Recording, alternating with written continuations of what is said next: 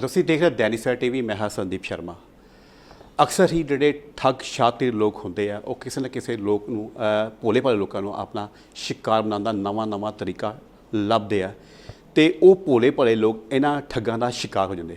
ਲੇਕਿਨ ਤੁਹਾਨੂੰ ਦੱਸ ਦਈਏ ਕਿ ਇਸ ਟਾਈਮ ਲੁਧਿਆਣਾ ਪੁਲਿਸ ਬਹੁਤ ਸਤਰਕ ਹੈ ਔਰ ਕਿਸੇ ਵੀ ਦੋਸ਼ੀ ਨੂੰ ਫੜਨ ਵਿੱਚ ਕੁਛ ਹੀ ਘੰਟੇ ਵਿੱਚ ਉਹਨਾਂ ਨੂੰ ਟਾਈਮ ਨਹੀਂ ਲਗਾਊਗੀ। ਤੋ ਅੱਜ ਤੁਹਾਨੂੰ ਦੱਸ ਦਈਏ ਕਿ ਇੱਦਾਂ ਦਾ ਮਾਮਲਾ ਲੁਧਿਆਣੇ ਵਿੱਚ ਆਇਆ ਜਿਸ 'ਤੇ ਇੱਕ ਇਨਕਮ ਟੈਕਸ ਆਫਿਸਰ ਅਤੇ ਇੱਕ ਪੁਲਿਸ ਮੁਲਾਜ਼ਮ ਨਾਲ ਆਈਡੀ ਬਣਾ ਕੇ ਇੱਕ ਭੋਲੇ ਭਾਲੇ ਲੋਕ ਨੂੰ ਤਕਰੀਬਨ 11,45,000 ਦਾ ਚੂਨਾ ਲਗਾਤਾ। ਕੀ ਮਾਮਲਾ ਇਸ ਬਾਰੇ ਸਾਰੇ ਜਾਣਕਾਰੀ ਹਾਸਲ ਕਰਦੇ ਹਾਂ ਡੀਸੀਪੀ ਰੂਰਲ ਜਸਕਰ ਸਿੰਘ ਤੇਜਾ ਜੀ ਨਾਲ। ਸਰ ਸਭ ਤੋਂ ਤੁਹਾਡਾ ਸਵਾਗਤ ਹੈ। Thank you sir. ਕੀ ਮਾਮਲਾ ਸੀ ਜਿਹੜਾ 11,45,000 ਇੱਕ ਬੰਦੇ ਨਾਲ ਲੁਧਿਆਣਾ ਵਾਸੀ ਨਾਲ ਠੱਗੀ ਹੁੰਦੀ ਹੈ, ਕੀ ਸਾਰਾ ਮਾਮਲਾ ਸੀ? ਇਹ ਇੱਕ ਅਸੀਂ 23/6 ਨੂੰ FIR ਨੰਬਰ 66 419 420 ਤੇ IT ਐਕਟ 'ਚ ਜਿਹੜਾ ਮੁਕੱਦਮਾ ਦਰਜ ਕੀਤਾ। ਇਹਦੇ ਵਿੱਚ ਸਾਡੇ ADCP zone 2 Suhail Mir IPS ਅਫਸਰ ਆ ਸਾਡੇ, ਉਹਨਾਂ ਦੀ ਸੁਪਰਵਿਜ਼ਨ 'ਚ ਤੇ ਨਾਲ ਉਹਨਾਂ ਦੇ ਜਿਹੜੇ ACP ਸੰਦੀਪ ਵਡੇਰਾ ਤੇ ਇੰਸਪੈਕਟਰ SHO ਸ਼ਿਮਲਾਪੁਰੀ, ਇਹਨਾਂ ਦੇ ਕੋਲ ਇੱਕ ਵਿਕਟਮ ਜਿਹੜੇ ਵਿਅਕਤੀ ਨੇ ਅਪਰੋਚ ਕੀਤੀ ਵੀ ਮੇਰੇ ਨਾਲ 11,45,000 ਦੀ ਜਿਹੜੀ ਠੱਗੀ ਲੱਗੀ ਹੈ। ਤਾਂ ਫਿਰ ਉਹਦੇ ਵਿੱਚ ਜਿਹੜਾ ਸਾਡੇ ADCP ਸਾਹਿਬ ਨੇ ਆਪਣੀ ਟੀਮ ਨੂੰ ਡਾਇਰੈਕਟ ਇੰਸਟਰਕਸ਼ਨਸ ਦੇ ਕੇ ਜਿਹੜਾ ਉਹਦੇ ਵਿੱਚ ਬਹੁਤ ਅੱਛੇ ਤਰੀਕੇ ਨਾਲ ਜਿਹੜੇ ਦੋਨੋਂ ਵਿਅਕਤੀਆਂ ਨੂੰ ਗ੍ਰਿਫਤਾਰ ਕੀਤਾ, ਜਿਨ੍ਹਾਂ ਦੇ ਵਿੱਚ ਇੱਕ ਦਾ ਨਾਮ ਗੋਪੀ ਚੰਦ ਉਰਫ ਮਾਨਵ ਉਰਫ ਮਨੂ ਤੇ ਦੂਸਰਾ ਜਿਹੜਾ ਅਮਰੀਕ ਸਿੰਘ, ਜਿਹੜੇ ਦੋਨੋਂ ਲੁਧਿਆਣੇ ਦੇ ਰਹਿਣ ਵਾਲੇ ਆ, ਇਹਨਾਂ ਨੂੰ ਗ੍ਰਿਫਤਾਰ ਕੀਤਾ ਤੇ ਸਾਰੀ ਜਿਹੜੀ ਇਹ ਜੋ ਇਹਨੇ ਠੱਗੀ ਮਾਰੀ ਸੀ ਉਹਦਾ ਪਰਦਾਫਾਸ਼ ਕੀਤਾ। ਤੇ ਉਹਦੇ ਵਿੱਚ ਜਿਹੜਾ ਇਸ ਵਿਅਕਤੀ ਨੇ ਜਿਹੜਾ ਇਹਨਾਂ 'ਚ ਕਿੰਗ ਪਿਨ ਹੈ ਗੋਪੀ ਚੰਦ, ਇਹ ਜਿਹੜਾ ਸੀਨੀਅਰ ਆਫਿਸਰਸ ACP ਰੈਂਕ ਦੇ ਅਫਸਰਾਂ ਦੀ ਗਲਤ ਆਈਡੀਆਂ ਬਣਾ ਕੇ, ਇਨਕਮ ਟੈਕਸ ਦੇ ਆਫਿਸਰ ਦੀਆਂ ਗਲਤ ਆਈਡੀਆਂ ਬਣਾ ਕੇ, ਜੁਡੀਸ਼ਰੀ ਦਾ ਅਫਸਰ ਬਣ ਕੇ ਜਿਹੜਾ ਇਹ ਦੋਨਾਂ ਦੀ ਮਿਲੀ ਭੁਗਤ ਨਾਲ ਜਿਹੜੇ ਇਸ ਮੁਦਈ ਨੂੰ ਭਾਨੂ ਪ੍ਰਤਾਪ ਨੂੰ ਜਿਹੜਾ ਇਹਨਾਂ ਨੇ 11,45,000 ਦਾ ਚੂਨਾ ਲਾਇਆ। ਤੇ ਇਸ ਵਿਅਕਤੀ ਨੂੰ ਇਹਨਾਂ ਨੇ ਇਹ ਕਹਿ ਕੇ, ਕਿਉਂਕਿ ਇਹ ਦੋਨੋਂ ਜਿਹੜਾ ਜਨਤਾ ਨਗਰ 'ਚ ਰਹਿੰਦੇ ਆ ਵਿਕਟਮ ਤੇ ਜਿਹੜਾ ਗੋਪੀ ਚੰਦ ਹੈ ਅਕਿਊਜ਼ਡ, ਇਹ ਤੇ ਦੋਨਾਂ ਦਾ ਪ੍ਰੋਫੈਸ਼ਨ ਸੇਮ ਹੈ ਕਿਉਂਕਿ ਔਲਾ ਜਿਹੜਾ ਵਿਕਟਮ ਹੈ ਔਲਾ ਕੈਬ ਚਲਾਉਂਦਾ ਤੇ ਇਹ ਵੀ ਜਿਹੜਾ ਔਲਾ ਕੈਬ ਚਲਾਉਂਦਾ ਤੇ ਦੂਸਰਾ ਜਿਹੜਾ ਨਾਲ ਕੋ-ਅਕਿਊਜ਼ਡ ਹੈ ਉਹ ਮੋਬਾਈਲਾਂ ਦਾ ਕੰਮ ਕਰਦਾ। ਤੇ ਇਹਨਾਂ ਨੇ ਪੂਰੀ ਇੱਕ ਸਾਜ਼ਿਸ਼ ਤਹਿਤ ਉਸ ਬੰਦੇ ਨੇ ਇੱਕ ਫੂਡ ਦਾ ਕੋਈ ਰੈਸਟੋਰੈਂਟ ਵਗੈਰਾ ਖੋਲ੍ਹਣ ਦੀ ਚਾਹਤ ਦੱਸੀ, ਤਾਂ ਉਸ ਗੱਲ ਨੂੰ ਸੁਣ ਕੇ ਇਹਨਾਂ ਨੇ ਆਪਣਾ ਇੱਕ ਬਣਾ ਕੇ ਸਕੀਮ ਦੇ ਤਹਿਤ ਵੀ ਤੈਨੂੰ ਬੈਂਕ ਤੋਂ ਅਸੀਂ ਇੱਕ ਲੋਨ ਕਰਾ ਕੇ ਦਿੰਦੇ ਹਾਂ, ਉਹਨੂੰ 97 ਲੱਖ ਰੁਪਇਆ ਲੋਨ ਦਾ ਇੱਕ ਟੈਕਨੀਕ ਦਾ ਮਿਸਯੂਜ਼ ਕਰਕੇ ਟੈਕਨੋਲੋਜੀ ਦਾ ਜਿਹੜਾ ਉਹਦੇ ਫੋਨ ਦੇ ਉੱਤੇ ਗਲਤ ਆਈਡੀਆਂ ਬਣਾ ਕੇ ਮੈਸੇਜ ਕਰਾਇਆ ਬੈਂਕ ਵੱਲੋਂ, 97 ਲੱਖ ਤੇਰਾ ਅਪਰੂਵ ਹੋ ਗਿਆ।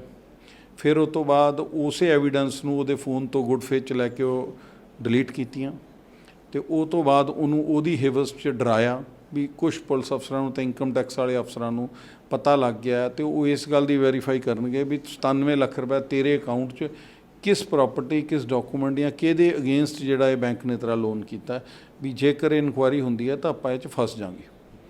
ਤਾਂ ਉਹਨੇ ਉਸ ਹਿਵਸ 'ਚ ਉਸ ਬੰਦੇ ਤੋਂ ਵੀ 97 ਲੱਖ ਰੁਪਏ ਤਾਂ ਆ ਗਿਆ, ਬਟ ਆਪਾਂ ਨੂੰ ਹੁਣ ਇਹ ਸਾਰਾ ਸੈਟਲ ਕਰਨ ਲਈ ਪਹਿਲੋਂ ਪੈਸੇ ਦੇਣੇ ਪੈਣੇ ਆ। ਤਾਂ ਉਹ ਤੋਂ 11,45,000 ਰੁਪਇਆ ਵੱਖ-ਵੱਖ ਮੋਡ ਆਫ ਪੇਮੈਂਟ ਨਾਲ ਕੁਛ ਪੈਸੇ ਜਿਹੜੇ 6 ਲੱਖ ਦੇ ਕਰੀਬ ਇਹਨੇ ਆਪਣੀ ਵਾਈਫ ਦੇ ਤੇ ਆਪਣੀ ਮਦਰ ਦੇ ਅਕਾਊਂਟ ਦੇ ਵਿੱਚ ਥਰੂ ਟ੍ਰਾਂਜੈਕਸ਼ਨ ਕਰਾਈ। ਬਾਕੀ ਜਿਹੜੇ ਕੈਸ਼ ਇਨ ਹੈਂਡ ਪੈਸੇ ਲੈ ਕੇ ਜਿਹੜਾ ਇਹਨੇ 11,45,000 ਦੀ ਠੱਗੀ ਮਾਰੀ। ਤਾਂ ਉਸ ਬੰਦੇ ਨੂੰ ਜਿਹੜਾ ਇਹਦੇ ਨਾਲ ਜਿਹੜਾ ਕੋ-ਅਕਿਊਜ਼ਡ ਹੈ ਅਮਰੀਕ ਸਿੰਘ, ਉਹ ਬੰਦਾ ਇਹਦੇ ਨਾਲ ਜਿਹੜਾ ਮਿਡਲਮੈਨ ਅੱਗੇ ਬਣ ਕੇ ਅਫਸਰ ਬਣ ਕੇ ਤੇ ਇਹ ਜਿਹੜਾ ਬੰਦਾ ਮੇਨ ਅਕਿਊਜ਼ਡ ਹੈ ਮਿਡਲਮੈਨ ਬਣਦਾ ਸੀ। ਤਾਂ ਫਿਰ ਉਸ ਐਪ ਦਾ ਮਿਸਯੂਜ਼ ਦੇ ਨਾਲ ਜਿਹੜੀ ਵੋਇਸ ਟਰਾਂਸਲੇਸ਼ਨ ਤੇ ਪਲੱਸ ਜਿਹੜੀ ਹਿੰਦੀ ਤੋਂ ਪੰਜਾਬੀ ਜਿਹੜੀ ਹੈ ਟਰਾਂਸਲੇਸ਼ਨ, ਉਹ ਸਾਰੀਆਂ ਐਪ ਡਾਊਨਲੋਡ ਕਰਕੇ ਉਸ ਟੈਕਨੀਕ ਦੇ ਨਾਲ ਇਹਨੇ ਉਸ ਬੰਦੇ ਦੀ ਲੁੱਟ ਖਸੁੱਟ ਕੀਤੀ।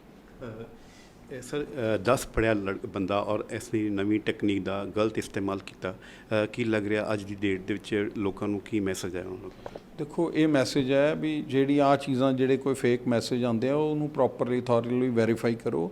ਕੰਸਰਨ ਜਿਹੜੀ ਬ੍ਰਾਂਚ ਹੈ ਉੱਥੋਂ ਉਸਨੂੰ ਸਾਰੀ ਗੱਲ ਨੂੰ ਕਲੀਅਰ ਕਰਕੇ ਉਹ ਤੋਂ ਬਾਅਦ ਹੀ ਕੋਈ ਪੈਸਿਆਂ ਦੀ ਜਾਂ ਕਿਸੇ ਨੂੰ ਦੇਣ ਦੀ ਕੋਈ ਜਿਹੀ ਗੱਲ ਹੈ ਉਹ ਕੀਤੀ ਜਾਵੇ, ਇਸ ਗੱਲ ਤੋਂ ਗੁਰੇਜ਼ ਕੀਤੀ ਜਾਵੇ। ਅਤੇ ਜਿਹੜੇ ਇਹੋ ਜਿਹੇ ਕੋਈ ਠੱਗ ਜਿਹੜੇ ਤੁਹਾਨੂੰ ਆਪਣੀ ਬੁੱਕਲ 'ਚ ਲੈ ਕੇ ਅਤੇ ਤੁਹਾਡੀ ਜਿਹੜੀ ਹਾਰਡ ਐਂਡ ਜਿਹੜੀ ਸੇਵ ਕੀਤੀ ਹੋਈ ਮਨੀ ਹੈ ਬਜਾਏ ਤੁਹਾਨੂੰ ਮਿਲਣ ਦੇ ਤੁਹਾਡੀ ਵੀ ਸਾਰੀ ਜਿਹੜੀ ਕਮਾਈ ਜਿਹੜੀ ਹੈ ਉਹ 2 ਮਿੰਟਾਂ 'ਚ ਲੈ ਜਾਂਦੇ ਆ।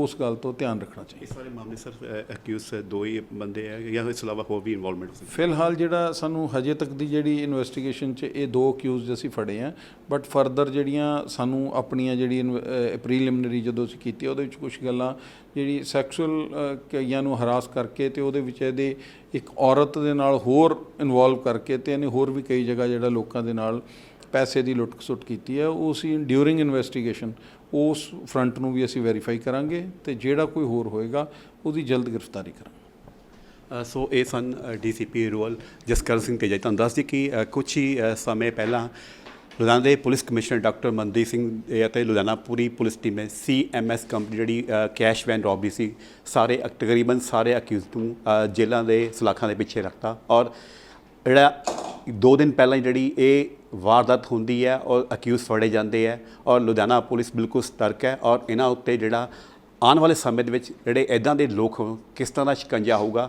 ਇਹ ਤੁਸੀਂ ਭਲੀ ਭਾਂਤ ਜਾਣ ਲਓ, ਕਿਉਂਕਿ ਲੁਧਿਆਣਾ ਪੁਲਿਸ ਪੂਰੀ ਤਰ੍ਹਾਂ ਸਤਰਕ ਹੈ ਔਰ ਕਿਸੇ ਵੀ ਦੋਸ਼ੀ ਨੂੰ ਬਖਸ਼ਿਆ ਨਹੀਂ ਜਾਏਗਾ। ਸੋ ਮੌਜੂਦ ਹੈ ਮੇਰੇ ਨਾਲ ਉਹ ਸ਼ਿਕਾਇਤਕਾਰ ਜਿਹਦੇ को 11 लाख 45 लाख की जी ठगी होती है। तो गलबात करते हैं। क्या नाम आपका?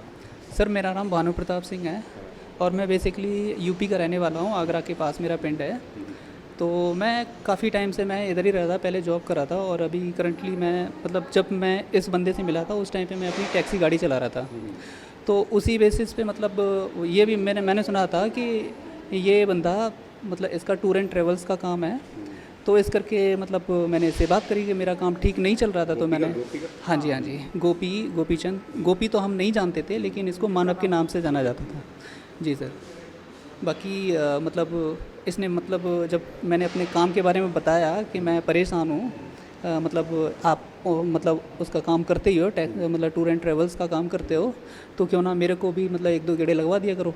तो 2-4 दिन बाद है ना इसने मतलब मेरे को ये चीज़ बोली कि आप परेशान ना हो, मैं आपके साथ हूँ, कि मेरे नॉलेज में एक बैंक मैनेजर है, मैं उससे बात कर लेता हूँ, आपका अगर बिज़नेस लोन वगैरह हो सकता है जिससे आप अपना बिज़नेस वगैरह कर लेना। मैंने कहा ठीक है, मैं परेशान ही था, ऑलरेडी मैं परेशान था, तो इस करके मैंने हाँ कर दिया। मैंने कहा अगर हो सकता है तो कर लो आप एक बार बात। तो उस बंदे ने उसी के फ़ोन पे मेरे से बात करवाई। तो उसने बोला कि आप अपना अकाउंट नंबर PNB में खुलवा के और कुछ जो भी दस्तावेज हैं वो इसको हैंड ओवर करा दो, 2-4 दिन में मैं आपको फ़ोन करके बुला लूँगा। फिर पैसे लिए? कौन सी आईडी? फिर सर पैसे तो ऐसे जैसे अभी मतलब 8-10 दिन बाद 7-8 दिन बाद है ना मेरे मोबाइल पे एक OTP आया, मतलब OTP नहीं मतलब टेक्स्ट मैसेज आया बैंक की तरफ से, जैसे आता है कि ट्रांजैक्शन वाला कि आपके मोबाइल आपके अकाउंट में इतना रुपए क्रेडिट हो गया है, 97 लाख रुपए। हाँ जी। तो सर कितना लोन मांगा था? लोन की मैंने तो सर 20 लाख की लगभग 15 से 20 लाख जो भी हो जाए। भी 97 कहाँ 20 लाख कहाँ 97 लाख। तो सर इसी करके तो मैं डर गया कि मतलब मैंने ना तो बैंक में जाके कोई साइन किया है, ना कोई मैंने अपने डॉक्यूमेंटेशन दिए हैं, ठीक है, और लोन हमें मिल गया है। तो मैं बड़ा हैरान था कि ऐसे कैसे हो सकता है। तो ये इसको मैंने बुलाया, मैंने कि ऐसे मतलब इस तरह से हमारे पास मैसेज आया है। तो सबसे पहले उसने आके मैसेज को देखा और सबसे पहले मौका पाके उसने मैसेज को ख़त्म कर दिया, डिलीट कर दिया। उसके बाद एक कॉल आया मेरे पास, मैंने उठाया फ़ोन, तो मतलब उसमें कोई क्राइम ब्रांच की तरफ से बात कर रहे थे। तो मैं और ज़्यादा डर गया। फिर इसने क्या किया कि मैंने फ़ोन काट दिया। फिर इसने बोला कि आप एक काम करो, ये नंबर है ना आप मुझे दे दो, मैं इस नंबर पे अपने मोबाइल में डाल के बात कर लेता हूँ, ठीक है। ये मेरे से मोबाइल ले गया है, मतलब सिम ले गया है, सिम मतलब मेरे मोबाइल से निकाल के ये सिम लेके अपने घर पे चला गया बात करते हुए। शाम को ये आया है कि बात तो हो गई है, काम बन जाएगा आपका, मतलब इससे छुटकारा मिल जाएगा, कि क्राइम ब्रांच वालों ने मतलब कुछ सेटिंग वेटिंग के नाम पे कुछ पैसे वैसे मांगे हैं। तो मेरे से 10,000, कभी 20,000, कभी 15, कभी 50, कभी इस तरह से थोड़ा थोड़ा करके मांगना स्टार्ट कर दिया। कुछ टाइम बाद है ना इनकम टैक्स वालों ने मतलब हमारा इनकम टैक्स वालों की तरफ चला गया है वो। तो इनकम टैक्स वाले हमारा पर्चा दर्ज कर रहे हैं, मतलब ये हमें इन्फॉर्मेशन आई है कि पर्चा, क्योंकि उधर से हमें कॉल भी आने लगे जब हमारा अकाउंट वगैरह उसमें चला जाता। मतलब मेरे को ये बताया गया था कि जब अकाउंट इलीगल तरीके से चला जाता है तो आपके अकाउंट पर निगरानी रखी जाती है। तो वो इनकम टैक्स वाले निगरानी रखें कि आपके पास कहाँ से आया। तो हमारे पास उस टाइम पे बहुत सारे मैसेज आते थे। पुलिस की इत्तला दी? नहीं सर, इसने हम लोगों को इतना डरा रखा था कि पंजाब पुलिस बहुत मतलब ख़तरनाक है, आपको ऐसे कर देगी वैसे कर देगी। तो हम लोग बहुत ज़्यादा डरे हुए थे। शिकायत कैसे किया? शिकायत सर अभी रिसेंटली कल मतलब मेरी अरोड़ा पैलेस पे सर से ये जो एसएचओ सर हैं उनसे एकदम मुलाकात होगी, मतलब वो खड़े थे, मैं भी उधर ही खड़ा था, तो एकदम उनसे मुलाकात होगी, तो मैंने उनको एकदम रोक लिया और उनको ये सारी घटना के बारे में बताया। तो उनने इतनी जल्दी एक्शन लिया कि मैं खुद नहीं समझ सकते, इतनी जल्दी ये एक्शन लिया गया। और संदीप सर बडेरा जो हैं उनके नाम से भी मतलब उनकी मेल आईडी या उनसे बात करवाना कॉन्फ्रेंस में, मतलब बात कराते कराते मतलब इतना मेरे से 11,45,000 रुपये की ठगी कर ली। तो फिर आपको बंदे पकड़े गए? हाँ जी सर, जो 2 बंदे मिले हुए थे वो पकड़े गए हैं। मैं सर इस चीज़ से बहुत खुश हूँ कि इतनी जल्दी पंजाब पुलिस ने कार्रवाई करी। मैं इस चीज़ से बहुत है ना, जो बडेरा साहब ने भी बहुत अच्छा एक्शन लिया है और जो करमजीत सर है ना, उन्होंने भी बहुत अच्छा एक्शन लिया है कि उन्होंने बहुत जल्दी हमारी सुनवाई की है। हम इस केस से बहुत खुश हैं कि उन्होंने इतनी जल्दी एक्शन लिया है। अगर किसी की ऐसी कोई घटना होती है, बात होती, तो इमीडिएटली पुलिस जरूर इतला करनी चाहिए। बिल्कुल बिल्कुल सर, ये मेरी हम लोगों से ये बहुत बड़ी हुई है, पर हम लोगों को इसने इतना डराया धमकाया हुआ था कि हम लोग जानबूझ के पढ़े लिखे हैं, नौकरी कर रहे हैं, यहाँ पे बहुत दिन से रह रहे हैं, जानकारी है, फिर भी हम लोग कुछ नहीं कर सके, क्योंकि उसमें इसने इस तरह से डराया हुआ था कि कभी जज का फ़ोन आ रहा है, कभी इनकम टैक्स का मैं सेटिंग करनी है, कभी है ना कमिश्नर साहब हैं वो हमारे खास बंदे हैं, सारी सेटिंग हमारी वही करवा रहे हैं। इसमें जो जितना भी है ना, लुधियाना पुलिस का रूल कैसा लगा? बहुत सर बहुत अच्छा। मुझे उम्मीद भी नहीं थी कि इतनी मतलब इतनी जल्दी और लोगों को। Cameraman बॉबीना Sandeep Sharma, Dainik Savera TV, Ludhiana.